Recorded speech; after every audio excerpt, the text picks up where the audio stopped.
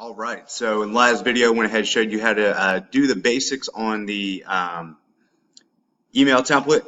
So if you can see, like in here, I was trying to go quick for the video, but went ahead and just took my time and made sure everything made sense. Proofread your emails so that way we don't have to. Discounted brick house. See, even my grammar's not that good. Discounted brick house in the heart of Tyler, Texas. Amazing rental property or easy fix and flip. So proofread your emails. Make sure it sounds compelling. Needs cosmetic updates, some plumbing, quote in pics. We're going to include the plumbing quote in the pictures, and then period, price to sell, exclamation point, exclamation point. This is hyperlinked, so that's good. We went ahead and included the property details in here. And then what we're going to do next is we're going to go ahead and put the comps in. So what we do to find the comps is go ahead and Google the address. And what we want to do is see if we can find this on Redfin.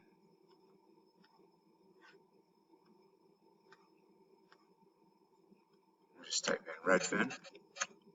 And some areas will have Redfin, some areas won't.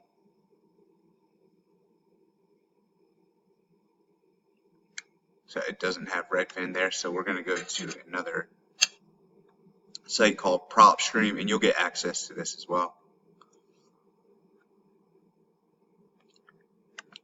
All right, so we'll log in, and then we are going to go ahead and pull the address up on there.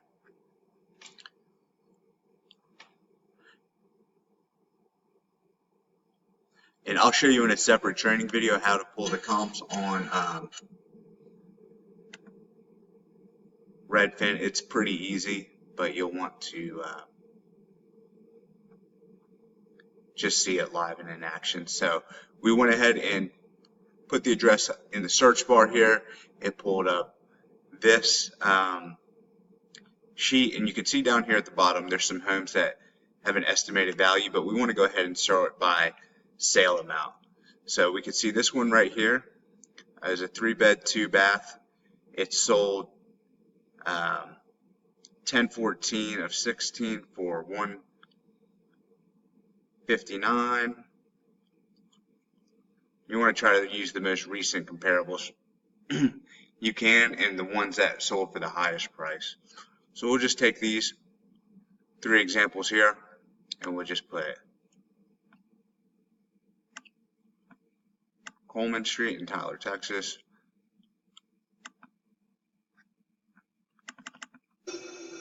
And it sold for $159,000. So we're going to put that as comp number 1.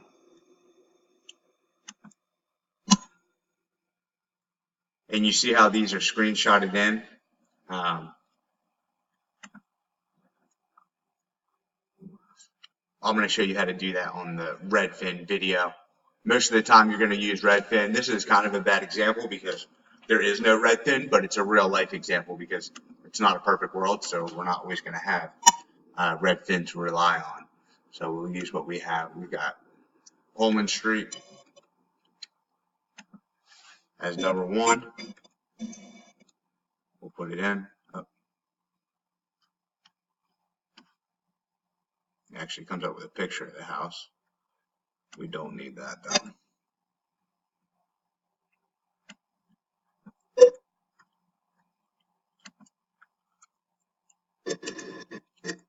And we'll put it as 3 too.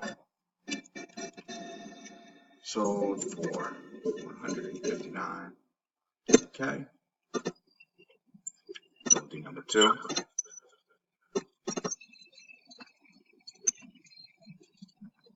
So X out of here, and you can see number 2 on the list. 87. This is a good one. It's right on the same street. It's right on Orchard. It's also 3, 1.5. It's sold for.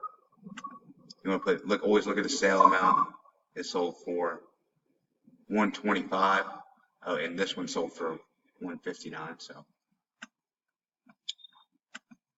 we'll edit that in a second.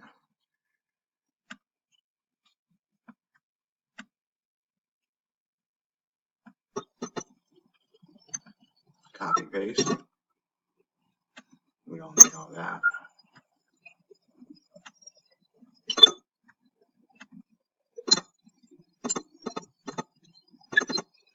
She'll put the bed in the back. What it's sold for.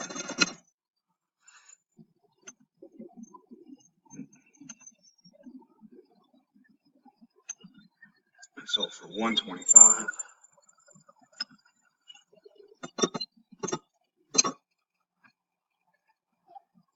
It sold for $148K. We'll take the next highest comp. Go back to prop stream. And we got this one on Coleman Street that sold for $122,000. We'll always round up to the next thousand, so $123,000.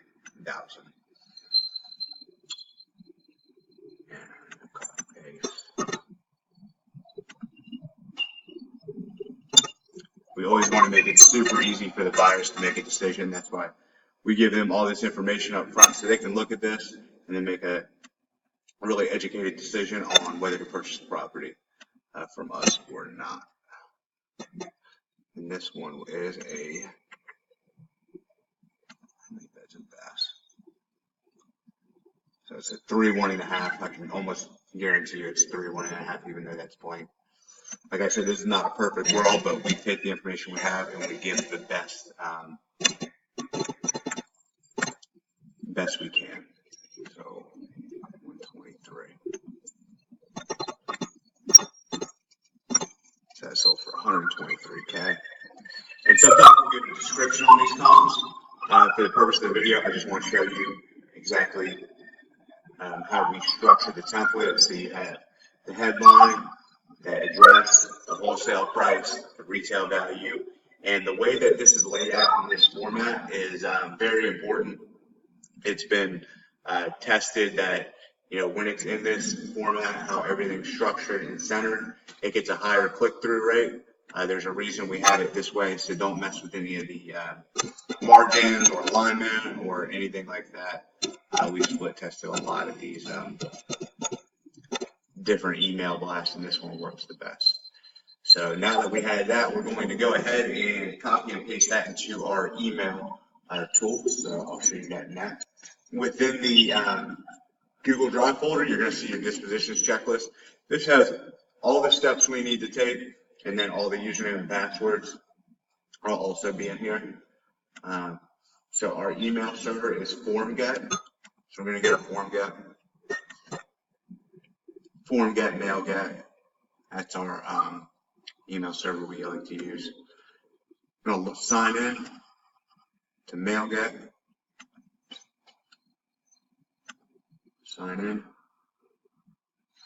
And then we're going to hit create email. So we use the builder. And for the subject line, we'll go ahead and save the subject line. On the subject line, this is very, very important. This is where we're going to want to make it descriptive, like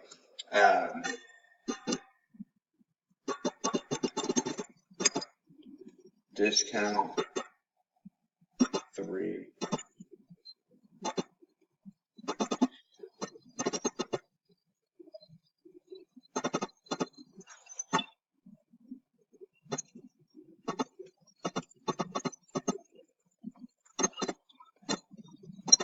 Let me think of something real quick. All right, so in the email, I just came up with discount 3-bed house in Tyler, $32,000 instant equity. So I'm telling them what they get. And the way that we came up with that instant equity number is, we know the house is worth $135,000. The house needs $25,000 in repairs, and we're selling it for $78,000. So there's your $32,000 in instant equity. And if you're having any trouble with this whatsoever, we will help you come up with an email headline. It's not that big of a deal. So just let us know if you're having trouble. I like to go ahead and emojis do a lot on email headlines. So the one I like the most is the fire emoji. I just type in fire emoji into Google, and then it comes up on Emojipedia, and then we can use that. And then just throw the fire, throw it on the other side of the exclamation. point. Sometimes I'll do two.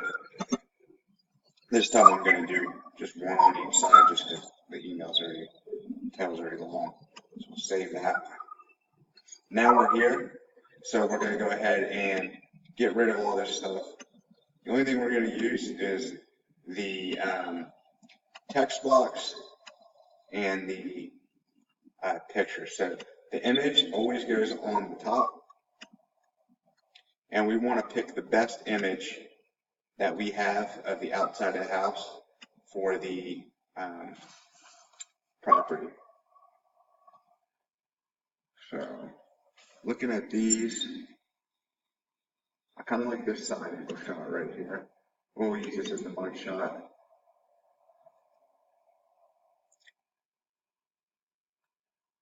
That's good. I like that.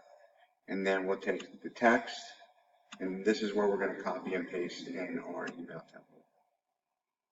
So delete all this, go back over here.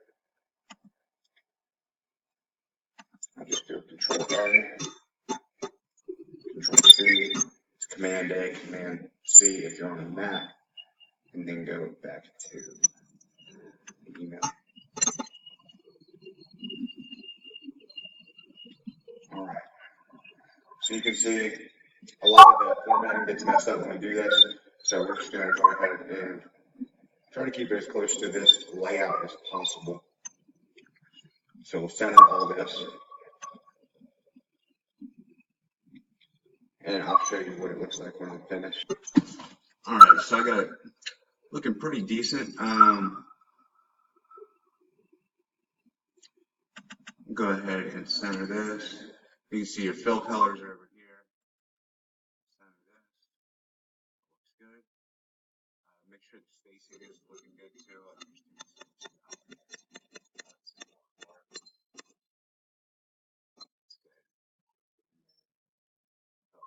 Good. One other thing I like to put on here is the square footage. I'm going to include the square footage on here. Get the square footage of the house. You can look on Podio, or it will be in Zillow. So this is 1568 square feet. It's one thing I didn't show you on the email blast video, 1568, or in the last video. So always make sure you put the square footage. I'm just kind of rushing through this because I don't want to keep these videos too long. All right, so now this is saved. Make sure you click save. Make sure you save the picture. And then no need for an additional header image. Down here at the bottom, you're going to go ahead and take this out, and you're going to type this as you are receiving this message because requested access to new market hub.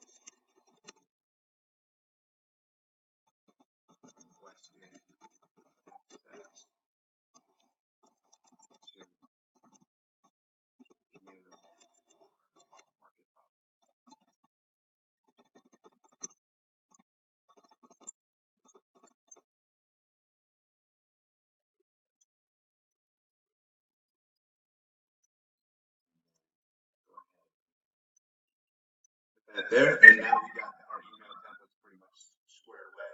So in the next video, I'm going to show you how to go ahead and actually send this out, get the list ready to go, and